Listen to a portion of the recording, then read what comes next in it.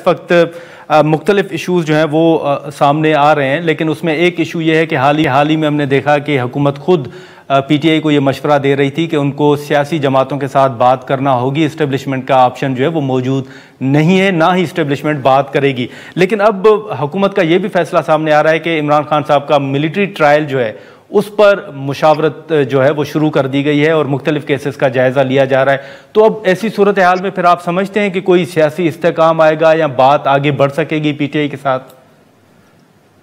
जी, बिस्मिल्लाहिर्रहमानिर्रहीम। देखिए, बात यह है कि जो ये बानी पीटीआई हैं, इनकी जो मतलब कि कंडक्ट है वो सारे पाकिस्तान के सामने है। अगर उनके कंडक्ट में कोई तब्दीली आई हो, कोई मतलब कि कोई ऐसी बात उन्होंने की हो जो कि मुल्क के लिए बेहतर हो या इंतशार उसमें ना हो, तो फिर तो समझ में आती है, वरना अदरवाइज तो आप मुझे बता दें। कहते हैं ये जो सारी एक्टिविटी हुई थी, ये जो जनरल फैज़ साहब जो करते रहे इस मुल्क में पिछले कई साल, जनरल बाजा, जनरल फैज़ और ये साथ मौजूद मिले हुए थे, तो वो किसी के ऊपर तो जिम्मेदारी उसकी आती है ना। ऐसा तो नहीं हो सकता कि मतलब कि सबको जो है वो मतलब कि आप कितनी दफ़ा आप क्लीन चिट देंगे, कितने लोगों को देंगे। मुल्क का बेड़ा गर्क हो गया इस चक्कर में, तो ये कहीं ना कहीं तो इसको रोकना पड़ेगा। नहीं, लेकिन अफनान साहब, फिर आपको याद होगा कि पहले मियाँ साहब के भी तहफ़्फ़ुज़ात थे, ख़ासतौर पर बाजवा साहब के हवाले से। फिर आपने भी एक हमारे ही प्रोग्राम में कहा था कि उनका भी एहतसाब होगा, लेकिन अब सवाल उठता है कि जनरल फैज़ साहब के हवाले से तो बात की जाती है, बाजवा साहब के हवाले से फिर मुस्लिम लीग नून के जो वो तहफ़्फ़ुज़ात थे वो ख़त्म हो गए हैं, या आप समझते हैं कि बाजवा साहब के मामले पर आपने समझौता किया है या उस मामले को आप टेकअप नहीं करना चाहते? देखिए, ये मामला जो है वो मतलब कि इसको कोई ये नहीं कह सकता कि ख़त्म हो गया है। ये मामला जो है इसको ये अभी मुनासिब शायद वक्त ना हो इसके लिए, लेकिन at some point in time इसको ज़ाहिर है वापस इसको लाना पड़ेगा, क्योंकि ये जो मुल्क में दहशतगर्दी फैली हुई है, इसके पीछे इसका आर्किटेक्ट जो है वो जनरल बाजवा है, और जो प्रोजेक्ट इमरान खान के आर्किटेक्ट भी है, कहते हैं जनरल बाजवा थे। तो ज़ाहिर है फिर ये जो काम उन्होंने कारनामे अंजाम दिए हैं उसका जवाब तो उनको देना पड़ेगा। ये कब तक इस मुल्क में इस तरह होता रहेगा कि कोई जवाबदेही नहीं होगी? आप मुल्क को तोड़ दें, आप मुल्क की धज्जियां बखेर दें, आप अपनी जाती दिहाड़ियां लगाते रहें और आप फिर उसके बाद एक्सपेक्ट करेंगे कि आपके साथ कुछ होगा भी नहीं। ये नहीं हो सकता। तो जनरल फैज़ का तो ट्रायल तकरीबन मुकम्मल है, वो तो आ जाएगा कुछ दिनों में, उसका जो भी मामला है कुछ हफ्तों में। तो बाकी ट्रायल मुकम्मल हो गया जनरल फैज़ साहब का? हाँ जी, जनरल फैज़ साहब का ट्रायल मुकम्मल हो गया, फैसला आना है अब? जी, अब वो इसलिए मैं कह रहा हूँ कि कुछ हफ्ते ही लगेंगे, ज़्यादा इससे टाइम नहीं लगेगा।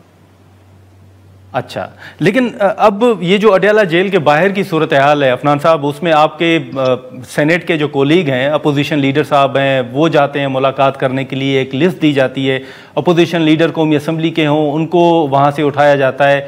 आप क्या देख रहे हैं कि अदालती अहकामात होने के बावजूद, एक लिस्ट होने के बावजूद, मुलाकातों में मुदाखलत या रुकावट कौन बन रहा है? देखिए, बात यह है कि ज़ाहिर है अगर कोई भी पॉलिटिकल पार्टी हो, उसका लीडर अगर जेल में हो, तो फिर बहुत सारे लोगों की ख्वाहिश होती है कि वो अपनी अपनी कोशिश करके उनसे मिल ले जाके। जो भी हम भी यही करते थे मियाँ साहब से, जब मुलाकात हमने कोट लखपत जेल में की है काफ़ी दफ़ा, तो या उससे पहले अटक जेल में, और जो और भी लोग करते रहे, तो वो ज़ाहिर इसी तरह ही होता है कि सब कोशिश करते हैं। बात यह है कि इनकी पार्टी के अंदर डिसिप्लिन होना चाहिए, जिस डिसिप्लिन के तहत जो है वो वही लोग आए जिनकी मीटिंग है। अगर आप वो डिसिप्लिन मेंटेन नहीं कर सकते तो फिर ज़ाहिर है फिर इसका जो है वो इसकी जिम्मेदारी हमारे पे तो नहीं आती ना, वो तो फिर इनके ऊपर आती है। और जहाँ तक बात रहेगी मुलाकातों की, जो फैमिली की है, वो तो आप देखें ना कि जो अलीमा खान साहिबा है, उनके अलावा जो है बाकी सारी फैमिली तो मिलती है। बुशरा बीबी की सारी फैमिली मिलती है, जो बाकी दो बहनें उनको भी इजाज़त दी गई है कि वो भी मिल लें जितनी दफ़ा। सिर्फ अलीमा खान साहिबा सियासी गुफ्तगू करती हैं, वो सियासत करती हैं, वो बाहर आर्टिकल पब्लिश करवाती हैं, वो ये जो सोशल मीडिया कैंपेनें चलवाती हैं, वो अपने आप को क्या कहते हैं प्रोपेल करना चाह रही हैं एज अ पॉलिटिशियन। तो फिर वो ज़ाहिर है अगर आप फैमिली जो है वो मुलाकात करने जा रही है और बाहर आके प्रेस कॉन्फ्रेंसिस कर रही है, तो ये भी कोई तरीका तो नहीं है ना। नहीं, मतलब फिर अलीमा साहिबा की मुलाकात में रुकावट हुकूमत है या फिर आप समझते हैं कि कोई और? नहीं, मैं तो आपको ये वाली बात बता रहा हूँ ना कि आप मुझे बता दें कि क्या ये अलाउड है किसी प्रिजनर को कि वो कन्विक्टेड प्रिजनर जो है वो इंटरनेशनल जर्नल में आर्टिकल लिखे? ये क्या ये आपके ख्याल में मुनासिब बात है? या वो सोशल मीडिया की कैंपेनें चलाए, एक्स की पोस्ट करे, अब वो कौन कर रहा है, वो ये जो है अलीमा खान साहब उसके अंदर मुलव्वस है, इसलिए इनको मुलाकात करने जाती है तो मसाइल होते हैं, बाकी बहनों को नहीं होते। लेकिन अब ऐसे ही आपको याद होगा कि आजम स्वाति साहब वो इसी हाउस के अपर हाउस के जो वो रुकन भी रहे हैं। अब वो उन्होंने एक बयान दिया था कि आरिफ अलवी साहब बाहर आएंगे तो शायद मुज़ाकरात भी हों, कोई बातचीत का आगाज़ भी हो एस्टेब्लिशमेंट के साथ। ऐसी कोई सूरत हाल आप देख रहे हैं अफनान साहब? देखिए मेरे तो कान पक गए हैं ये बात सुन सुन के, मुज़ाकरात एस्टेब्लिशमेंट कर ले मुज़ाकरात, मतलब ये इन लोगों की कोई सेल्फ रिस्पेक्ट ही नहीं है भाई। आगे से आपको जवाब नहीं मिल रहा, आप चुप करके बैठ जाओ, आप बार बार एक ही बात किए जा रहे हो मतलब कोई हैव सम सेल्फ रिस्पेक्ट। और बात यह है कि एक तरफ आप जमहूरियत की बात करते हैं, दूसरी तरफ जो है वो आप कहते हैं कि जी हमने एस्टेब्लिशमेंट से बात करनी है। इसका मतलब आपकी जमहूरियत में तो कोई इंटरेस्ट नहीं है ना, आपका तो अपनी जाती पावर ग्रैब में इंटरेस्ट है कि मुझे जेल से बाहर निकालो, मुझे दोबारा वजीर आजम बनाओ, ये आपका एजेंडा है।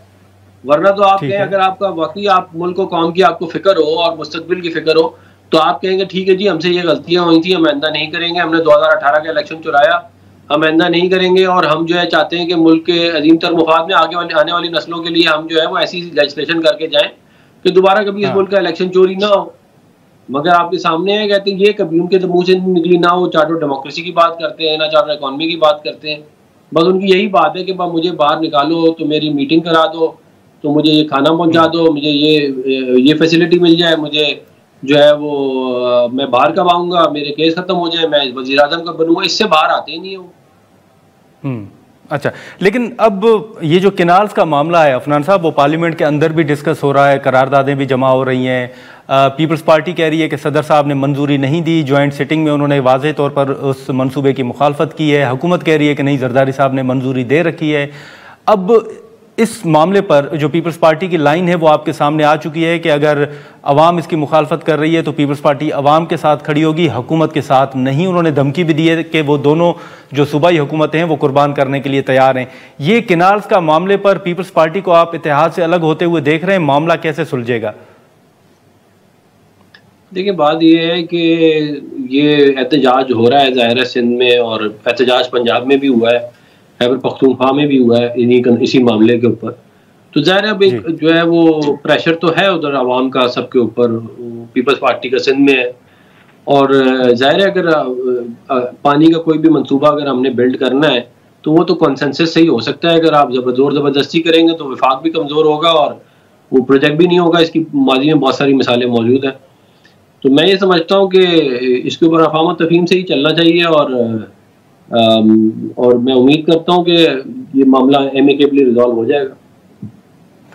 लेकिन अब ये जो एहतजाज की बात होती है, हमने देखा कि खैबर पख्तूनख्वा में जब अफनान साहब मुलाजमीन ने एहतजाज किया और उन पर लाठी चार्ज हुई तो हुकूमत मुखालफत भी कर रही थी, वफाकी हुकूमत, आप लोग भी। लेकिन आज लाहौर में जो डॉक्टर्स का एहतजाज है उन पर भी कोई वाटर कैनन का इस्तेमाल हुआ है या उनको रोका गया है। तो आप नहीं समझते कि ये एहतजाज उन डॉक्टर्स का राइट है, पुरअमन एहतजाज होना चाहिए?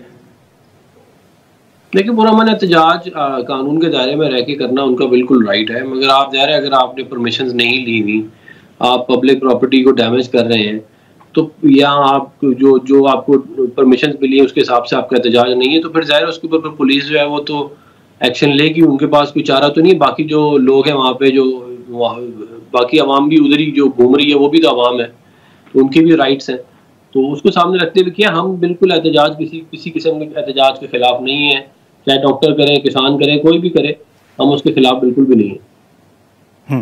चलें, एक बस आखिरी मुख्तसर सवाल होगा अफनान साहब के, पार्लियामेंट के अंदर जो पाकिस्तान तहरीक इंसाफ के रहनुमा है वो दोनों हाउसेज में मौजूद हैं, बाहर भी आपकी मुलाकातें होती हैं। इस वक्त जो फॉरवर्ड ब्लॉक की बातें हो रही हैं, आपको कोई इन्फॉर्मेशन है कि पार्टी के अंदर वाकई खैबर पख्तूनख्वा चैप्टर जो है वो अलग है, पंजाब अलग है और वफाक अलग है? कोई इतलात हैं आपके पास, कोई मालूमात है? देखिए मैं जो है वो मेरा जितनी मेरी मुलाकातें और जितना मेरा इसके ऊपर है, मैं समझता हूँ कि शायद थोड़ी बहुत फ्रिक्शन तो मौजूद है, लेकिन कोई बहुत मेजर किस्म का कोई फॉरवर्ड ब्लॉक बनता हुआ मुझे तो नजर नहीं आता।